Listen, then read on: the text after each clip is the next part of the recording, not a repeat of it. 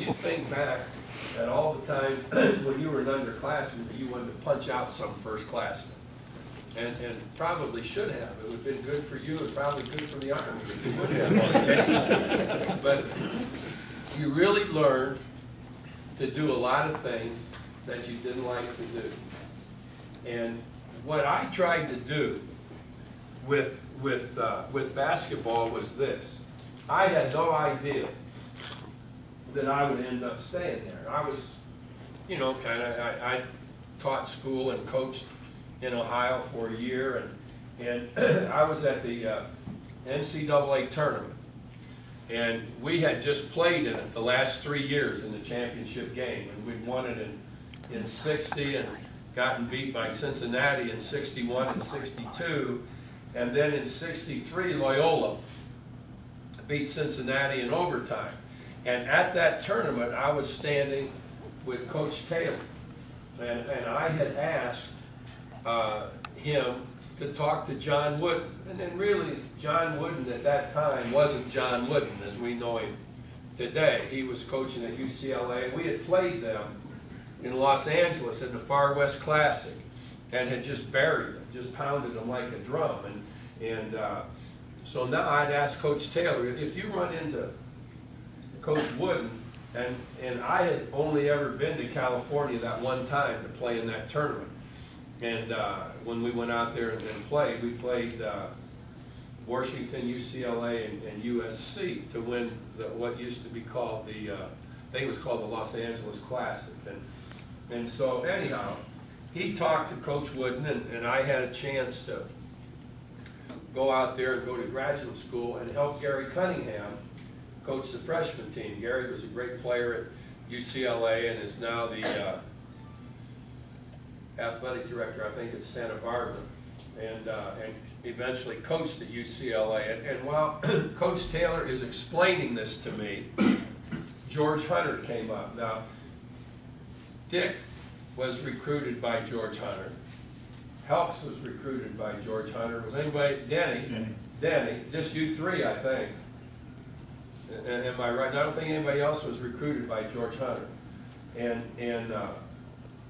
So he and Coach Taylor were friends. George Hunter had gone to West Point from Mount Union College in Alliance, Ohio, and that's how he got the job. There was a guy named Tom Hart who was on the was an assistant to Colonel Blake, and I think that Hart went to Colonel Blake about George Hunter, and Colonel Blake interviewed him and hired George, and that's how he became the basketball coach there. And Tates was there in the Army for 2 years, and then stayed with Hunter a year after he got out of the Army. So as we're talking, George Hunter said to Coach Taylor, he said, well, you know, if he's ever going to be drafted, let me know, and I'll have him come to West Point.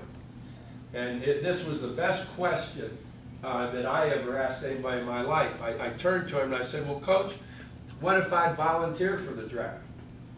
Well, subsequently to that, I did.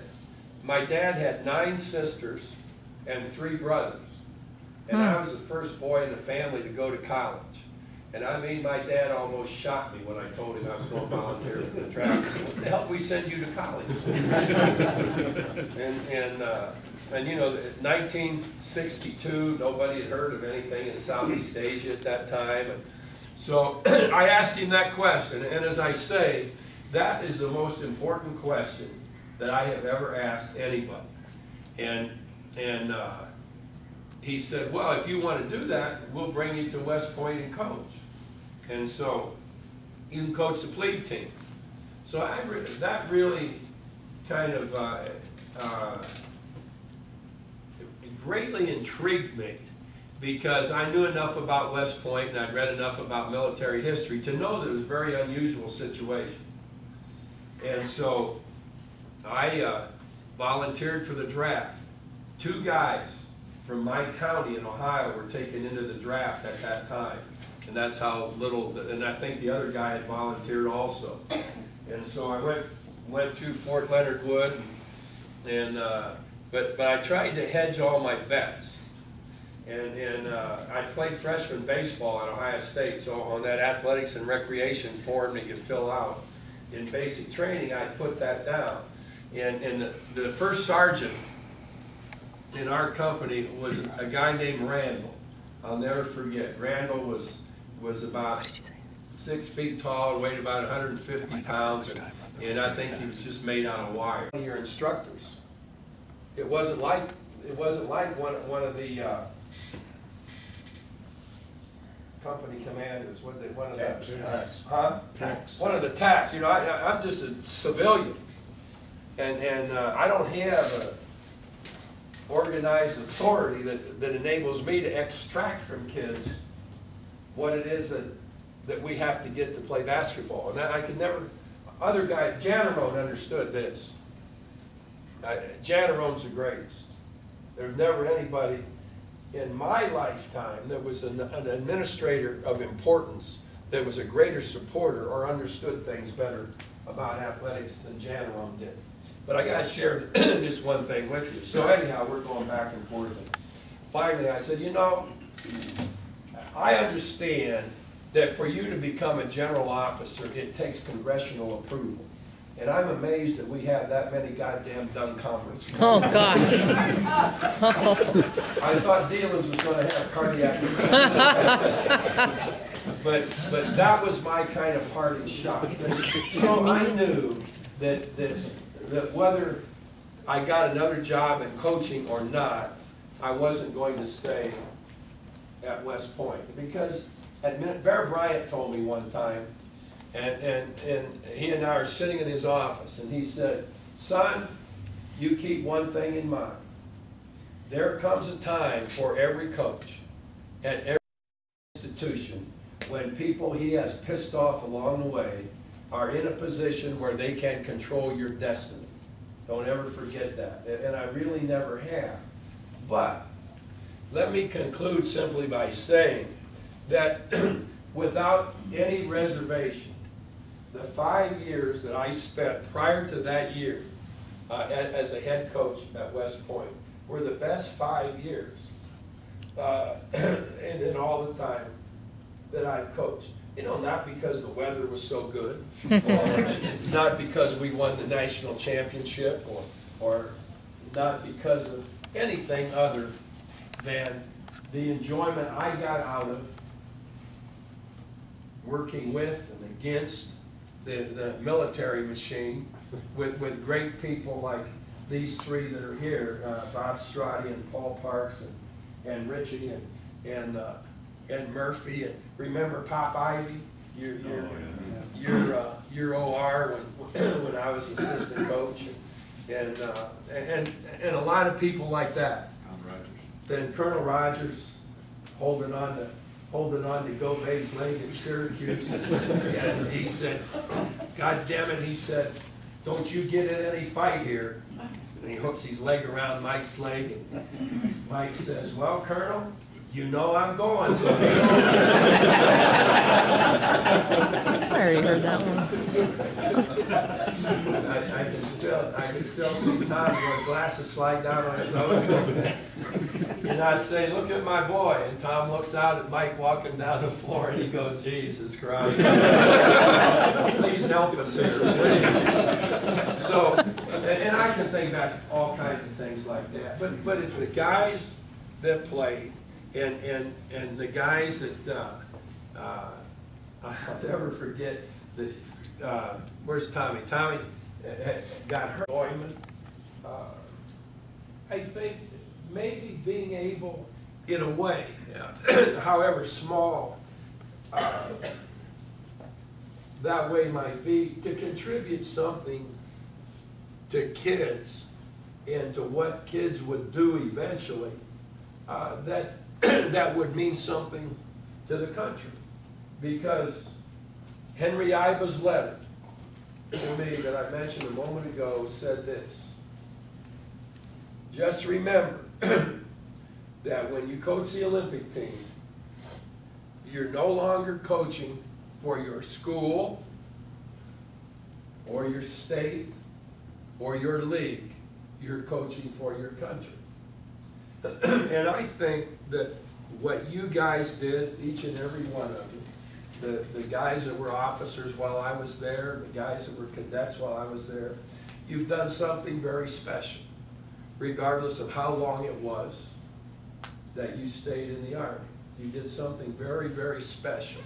And I think my opportunity to be a part of that in the form of a teacher of a sport is the most meaningful thing to me that I've done in my lifetime. And not just that, but I think it's a period of time that I remember, those first 5 years that I remember with more feeling, more thought, more emotion than any period in my lifetime. I have a great appreciation for the effort, in some cases the abuse, everything that you put forth and that you accepted, those of all of you that played while I was coaching at West Point. You provided me with far more than I provided you or West Point provided me, and that was a lot. And there's no group of players that I've had during my entire career in coaching that I would rather go back and coach again, other than those of you that played at West Point. It's easy to say it was an honor. It goes beyond that for me. It was a real privilege to have coached there, and across the board, it was a greater privilege to have had you guys play.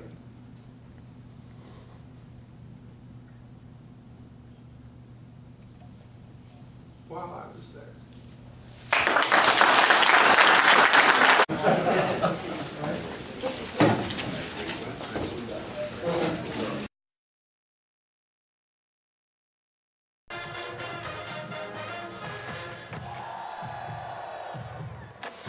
You're watching ESPN's College Football on ABC. The Oklahoma Sooners rank 4th in the country against the Red Raiders of Texas Tech.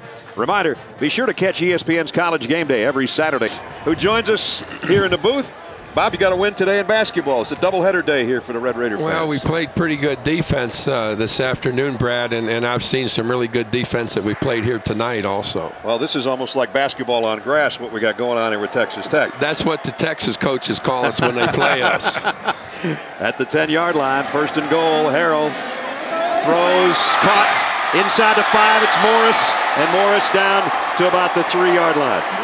And Mike Leach, this Coach Knight would be a huge feather in his cap and a huge win tonight. I think hold on to this thing. Well, I think it's a great opportunity for us, particularly the way they, after the start they had with the bad pass and the interception touchdown, and it puts us in a position where we'll have a chance to go to a pretty good bowl if we can win this ball game. They would be 8-4 and 4-4 in conference play. Last year it was the Inside Bowl, an overtime win over Minnesota. But this would be a huge way to end the regular season for 17 seniors. Crawford up the middle, touchdown! On the ground of all things. The second rushing touchdown of the night, won by the quarterback, and now Aaron Crawford's got one.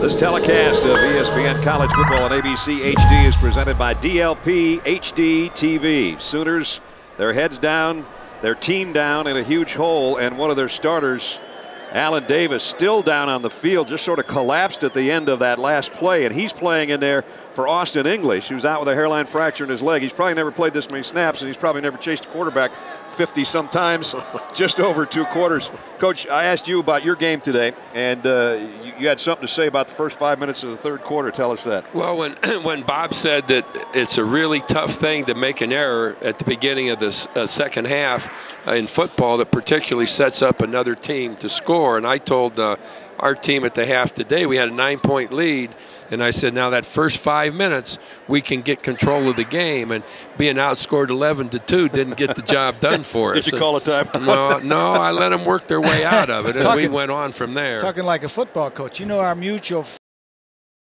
Cam Cameron told me on the way out here that way back when you were thinking about going in and being a football coach instead of a basketball coach, and the way you decided to be a basketball coach is because in football they had 7 officials, and in basketball they only had 2. I said I'd rather be robbed by 2 guys than 7. You might not have had 892 wins at this stage of your life, though, if you'd have gone in as a football coach. Well, you're doing a special thing, Coach. You got some of your old players from Army in for the whole weekend, huh? Well, we've had this reunion for 12 or 14 years, and you guys were great to come to dinner with us last night. They were talking about that today. They listen and watch, both of you, and all those guys can think back to when Bob was playing and they were winning the Super Bowl, and it was just great last night. And then today it was the same thing. They presented me with a book today with letters from all the players and all the people that have been associated with me or I with them over the years. It's probably the neatest thing I've ever received. You've been doing this for 15 years? Just about, I think, 12 to 15 years. And you had generals and colonels and professors and players, lots of players. Oh yeah, guys that have been in Vietnam and Iraq, and one of the guys that's here was a regimental commander in the first Iraqi War. Another one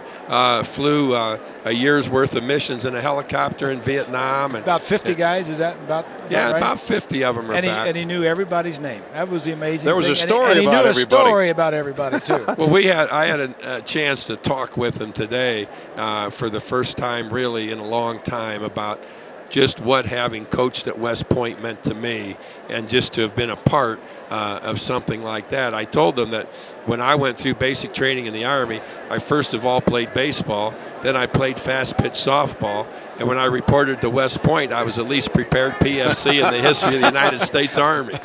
Oh boy! And the other night it was just like the old coach would say. One of your players, I think it was Mike or somebody, said, "Coach, what about tomorrow?" And you said, "Wait a minute. Have I asked for questions yet?" That was the best line of the. Have I asked for questions yet? Well, as you see, they're carting off the injured player, Alan Davis, and it appeared to be his right leg that they've been working on. Although he looks completely gassed and kind of just collapsed on the field when he went down. So to lose another starter, you lose a quarterback in Sam Bradford in the first half, and now to lose their starting defensive end, and you talk about the wheels kind of coming off the number 4 team in the country. Coach, I know you got to run. You want to go back to your guys. We'll kind of say goodbye, but I know you're heading to Alaska, though, right? We're going to go to Alaska to play in the shootout up there on Tuesday, and somebody asked me, one of the writers